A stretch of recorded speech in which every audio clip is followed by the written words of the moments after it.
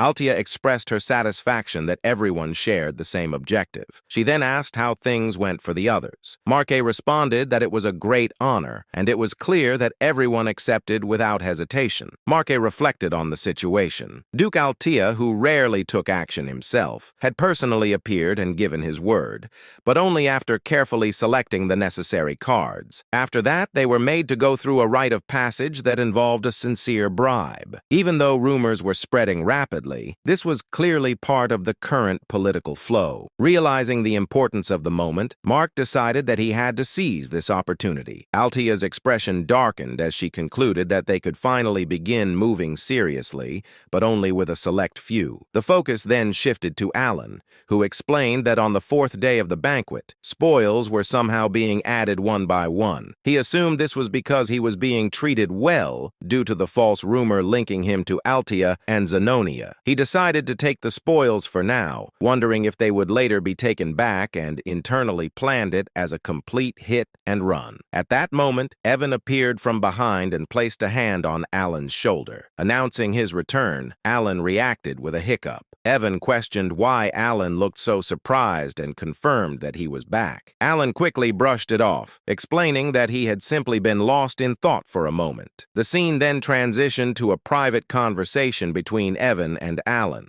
After hearing Evan's information, Alan was left in shock upon learning that an outer god had descended in the north. Evan confirmed it and added that Caliban was currently in an uproar. According to ancient texts, scholars were speculating that the amethysts were connected to the outer gods. Alan then asked about the additional information he had requested. Evan revealed that the person Alan was searching for was located in a village north of Ashtan. Hearing this, Alan stated that they could stop by there on their way before firmly deciding that their destination was Caliban. Evan was visibly shocked by the sudden decision and wondered why Caliban was chosen. Suspecting that Alan was planning to head north, Alan stated that he would explain the details along the way and ordered Evan to prepare for immediate departure. Evan acknowledged and left to make preparations. After Evan departed, Alan let out a long sigh and reflected on the situation. He had truly hoped it would not come to this. Calamitous beings like the 5 great sins and the outer gods were beyond prediction. It was impossible to know which outer god would descend or when a divine descent would occur. That uncertainty was the reason he had tried to gather information and act as quickly as possible. Yet he had never expected events to unfold this fast. As fragments of data and probabilities crossed his mind, memories from playing the game resurfaced. Having seen hundreds of possible outcomes, the ending now painted itself clearly. The allied kingdoms would crumble and collapse, falling into ruin as they fought foolish wars in lands contaminated by otherworldly powers. In the end, his own life would be shattered in an instant. He reminded himself that he had devised a plan to deal with this crisis. After descending, an outer god entered a stabilization period lasting several months before awakening as a living god. During that time, they could not fully exert their power as heroic spirits, making that window the best opportunity to target them. Even though nothing was guaranteed, he knew he had to try. This was the only way forward. With that resolve, he briefly wondered what that kid might like. With those thoughts settled, Alan began writing a letter. The scene then shifted to 1 week later. The vice commander approached the commander and handed over the letter written by Alan. After reading the contents and realizing it was an official order, the commander was left in shock. He immediately addressed the vice commander and gave a clear instruction. The vice commander acknowledged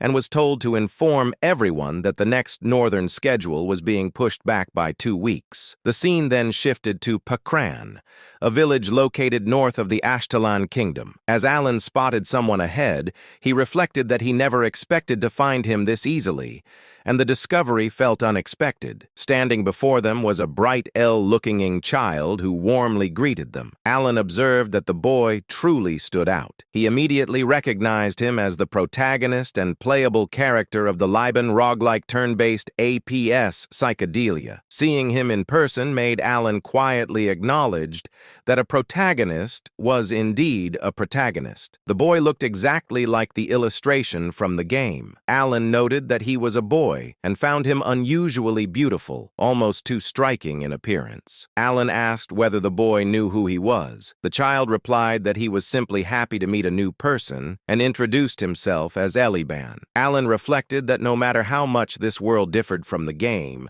the protagonist would always remain the protagonist.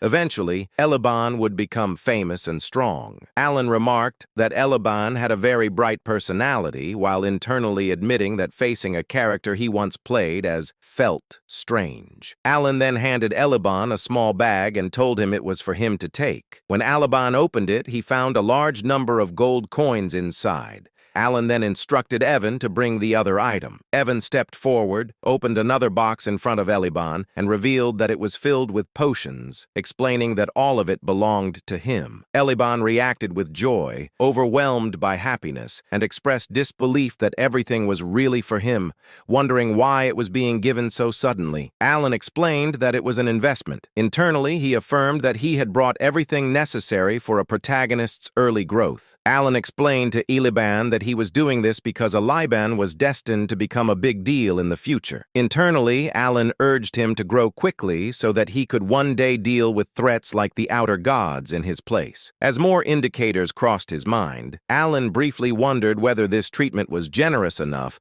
and assumed that he must have won Eliban over. Suddenly, Alan realized he had forgotten something and introduced himself as Count Palatio. This was the name of the patron he should be grateful to when he succeeded. He quickly corrected himself, thanked the Count sincerely, and promised to remember the name. Filled with excitement, Eliban then happily said goodbye to Evan. Watching this, Alan reflected on Eliban's personality and wondered if it had always been this bright, considering that the story belonged to a dark fantasy genre. He had never expected the protagonist to be so upbeat. As they prepared to leave, Evan addressed Alan, acknowledging his intentions, but pointing out that they were leaving without even having a proper conversation. Alan responded that Eliban was a sharp kid and would understand. Internally, Alan admitted that his own life was on the line and that he did not have time to build personal affinity. He noted that he had effectively set the protagonist on auto hunt and embraced the idea of pay to win as his chosen strategy. Evan then remarked that the child seemed to possess incredible talent. His mana felt dense and constantly swirling, and despite wearing ordinary clothes, he appeared to be equipped with artifacts. Alan agreed,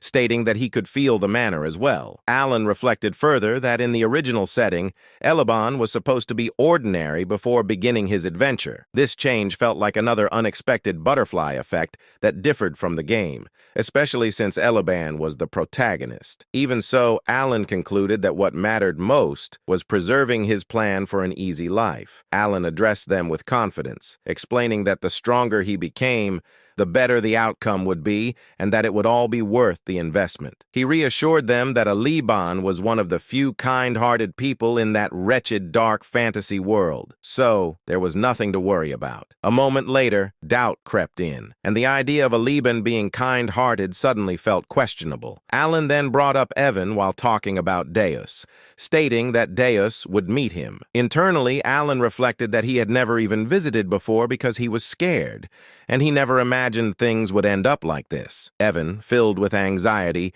wondered whether they would at least let him see them. Alan responded uncertainly, suggesting that it would probably happen, capturing the quiet grief of a young transmigrator. After that exchange, Alan went into his room and checked all of his belongings. Evan noticed the clutter and expressed disbelief at why Alan had bought so many random items. Alan calmly explained that these items were bribes meant to be offered to his future lifeline.